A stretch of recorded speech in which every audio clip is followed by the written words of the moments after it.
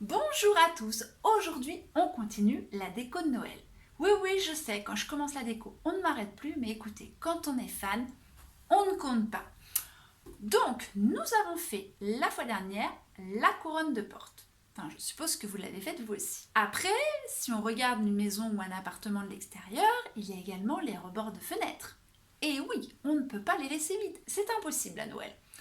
Donc aujourd'hui, on fait guirlande pour vos fenêtres. Alors, fenêtres d'extérieur, vous pouvez aussi les mettre à l'intérieur. Le principe sera le même. Mais pour ma part, ça sera mis dehors. Donc, on va partir sur ce principe-là pour que ce soit plus simple. Alors, c'est parti, je vous en dis plus. Allez, on y va.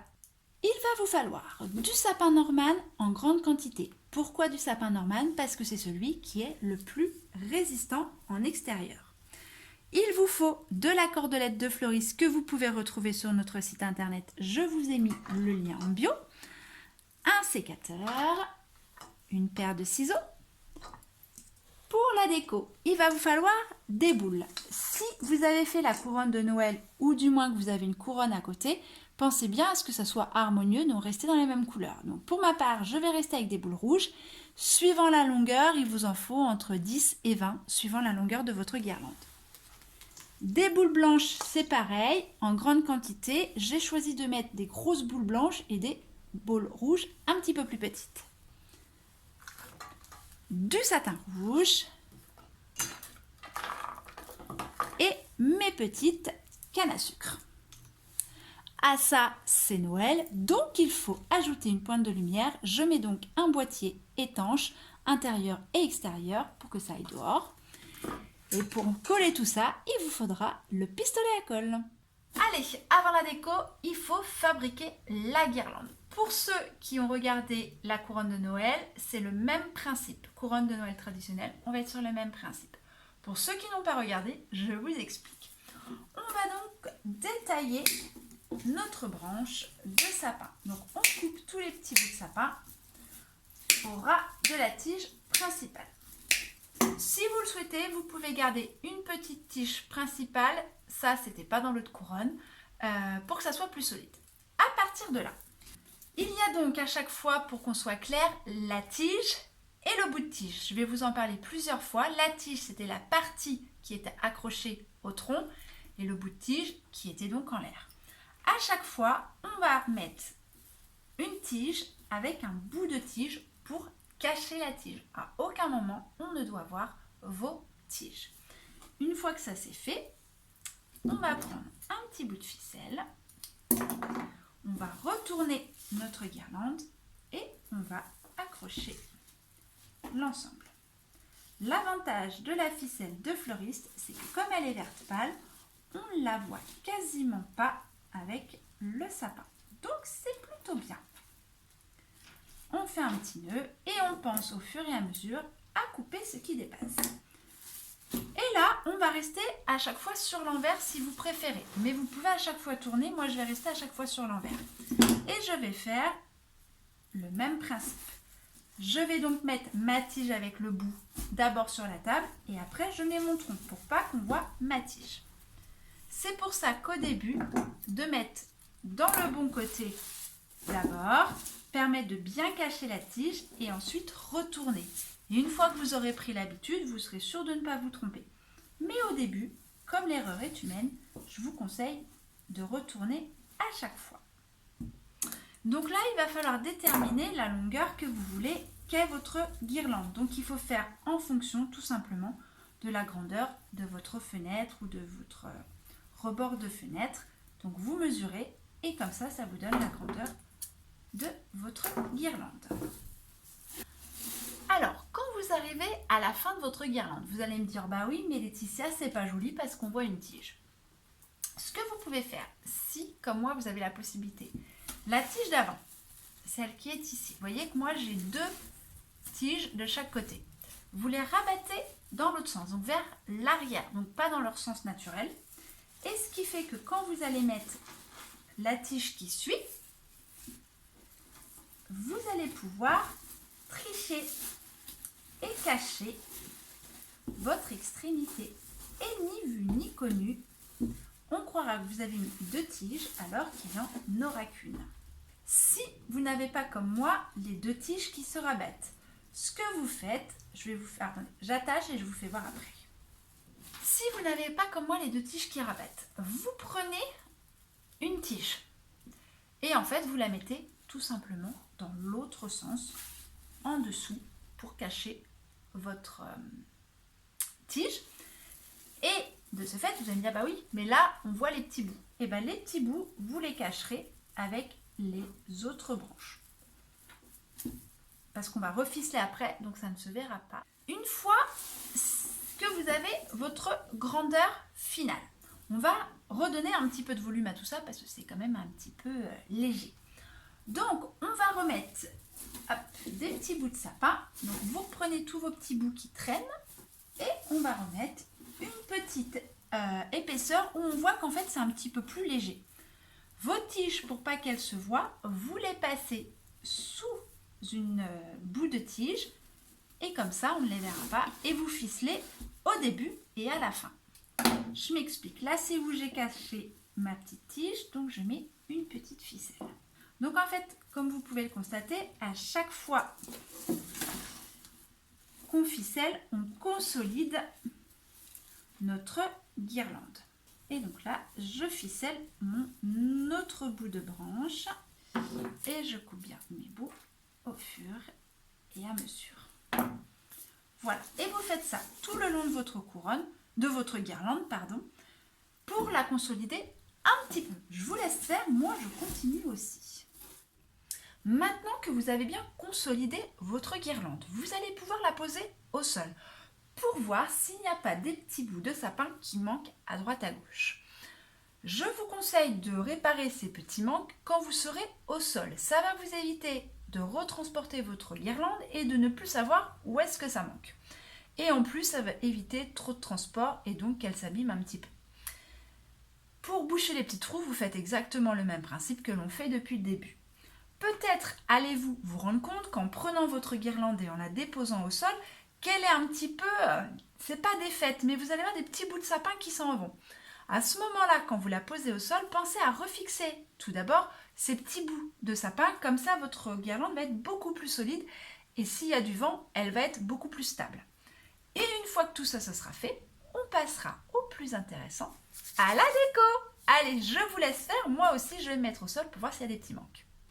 La partie construction de guirlande est terminée. Maintenant, on passe à ce que je trouve le plus agréable, c'est la déco. Alors, c'est parti. Tout d'abord, je vais vous laisser voir où est le milieu de votre guirlande. Pour ça, vous prenez votre guirlande, vous la mettez. Alors là, vous n'allez pas voir, mais je mets mes deux extrémités ensemble. Je plie un petit peu et mon milieu est ici. Donc, je mets ma main et je réétale ma guirlande. Mon milieu sera donc ici. Je vais prendre mon nœud, mon satin, ma matière que j'ai décidé de prendre pour faire mon nœud. Donc moi, c'est mon ruban rouge. Et on va faire un premier nœud au centre de notre guirlande. Donc on passe le satin face pas jolie vers nous. On va faire un premier nœud. Et on serre bien. On va faire une première boucle, une deuxième boucle. Et attention quand vous faites la deuxième boucle, de bien passer le beau côté du nœud vers vous. Une fois que vous avez vos deux boucles, vous les tournez bien à l'horizontale. Il faut bien que vos deux boucles soient dans l'axe de votre guirlande. Vous pincez bien vos boucles et vous tirez. Si les boucles ne sont pas assez grandes, vous tirez un petit peu, vous passez vos pouces dans les boucles et vous tirez jusqu'à temps que vous ayez une longueur de boucle qui vous convienne. Une fois que ça c'est fait, on coupe la longueur de patte qui nous convient. Moi, je vais faire un petit peu plus long que la longueur de mon sapin. Voilà. Et la petite patte qui est ici, je vais la tourner et la passer par-dessus mon nœud central pour qu'on le voit et ça fait un peu plus esthétique. Je vais faire deux autres nœuds comme ça. Un entre l'extrémité, alors je vais essayer de me mettre comme ça, l'extrémité de ma guirlande est là, mon nœud ici, je vais donc en faire un entre les deux. Comme ça, ça va être équilibré. Donc je refais le même principe.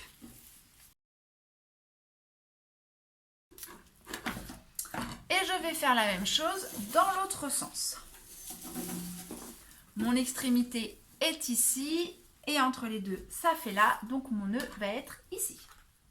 Nous voilà maintenant au moment où nous allons mettre les boules. Donc moi je vais commencer par la gauche de ma guirlande. Et je vais mettre des boules entre chaque nœud pour que ce soit de façon homogène, puisque j'ai décidé de faire quelque chose d'assez homogène. Je vais donc prendre 8 boules blanches, puisque je vous avais fait voir au début, je prenais des boules blanches, et je vais en mettre 2 entre chaque nœud. Donc je vais en mettre une un petit peu vers le haut de ma couronne et l'autre un petit peu vers le bas de ma couronne. Pour bien les fixer, je vais mettre de la colle chaude au niveau, logiquement, de la tâche.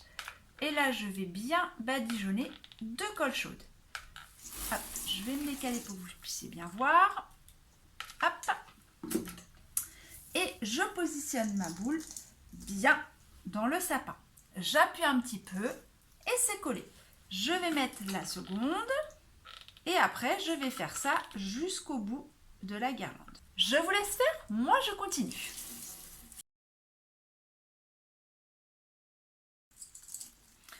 Au moment où vous collez les boules, ça peut être aussi le moment de cacher certaines petites choses que vous ne trouvez pas jolies. C'est le moment où on triche un petit peu, mais chut, faut pas le dire. Maintenant que j'ai mis mes boules blanches, je vais passer à mes boules rouges. Je vais faire le même principe. Je vais mettre 2 boules rouges avec mes boules blanches entre chaque nœud. Et pareil, je mets un petit peu en bas, un petit peu en haut.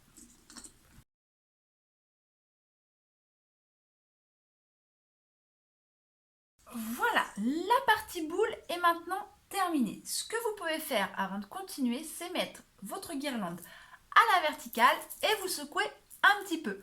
Et logiquement, vos boules ne tombent pas. Si ça tombe, c'est pas grave, vous recollez tout de suite, mais au moins ça évite de la mettre à la fenêtre et que tout tombe. On vérifie au fur et à mesure. Maintenant, je vais mettre mes petites cannes à sucre. Je vais faire le même principe, j'en ai prévu 2 par session entre chaque nœud. Même principe, je mets la colle sur la canne et je colle. Alors moi j'ai décidé de les mettre droites parce que je veux vraiment qu'on pense que c'est vraiment des cannes à sucre que j'ai vraiment suspendues dans mon sapin. Et je vais essayer de mettre une petite branche comme si elle tenait sur la petite branche. Mais en fait, elles seront collées. Après, vous pouvez tout à fait les mettre de travers si vous voulez, les mettre à l'envers. Là, c'est vous qui décidez le style de déco que vous voulez faire. Je vous laisse faire, moi je continue. Alors moi, j'ai laissé les petits plastiques aux cannes à sucre parce que par expérience, ça fond et ça colle. C'est pas très agréable, au moins avec le plastique, on est tranquille. Mais après, vous pouvez tout à fait enlever les plastiques, il n'y a aucun souci. Voilà, maintenant on a tout collé, on va passer à la guirlande électrique. Pour la guirlande électrique, comme je vous le disais, je vous conseille un boîtier qui va à l'intérieur et à l'extérieur, vous serez moins embêtés. Avant toute chose, on pense bien à essayer la guirlande avant de la mettre au cas où elle ne fonctionne pas. Une fois que vous avez fait tous ces petits essais-là, vous disposez votre guirlande dans votre guirlande. Donc au début, on attache la guirlande, on entortille tout simplement le début à la branche de sapin et après on s'amuse à la passer autour des branches. N'hésitez pas à faire des allers-retours pour que vous ayez bien de la lumière partout et que ça soit mis un peu partout et pas de façon très rectiligne. C'est plus joli quand il y a un petit peu de mouvement et que ça va dans tous les sens. Allez, c'est parti, on tortille. Et voilà, votre guirlande est maintenant terminée. Vous n'avez plus qu'à la fixer à la fenêtre avec une petite ficelle de chaque côté et au centre. N'hésitez pas à mettre de la ficelle assez robuste parce qu'avec le vent et des fois les frottements, ça a tendance à se déchirer et donc à lâcher. Donc on n'hésite pas à mettre une ficelle robuste. Et sinon, vous n'aurez plus qu'à profiter de votre décoration extérieure ou intérieure si vous avez décidé de le mettre à la maison. je vous prends une photo de ce que ça donne, moi, au rebord de ma fenêtre. Et voilà, vous avez réalisé votre guirlande de Noël, intérieure ou extérieure, peu importe.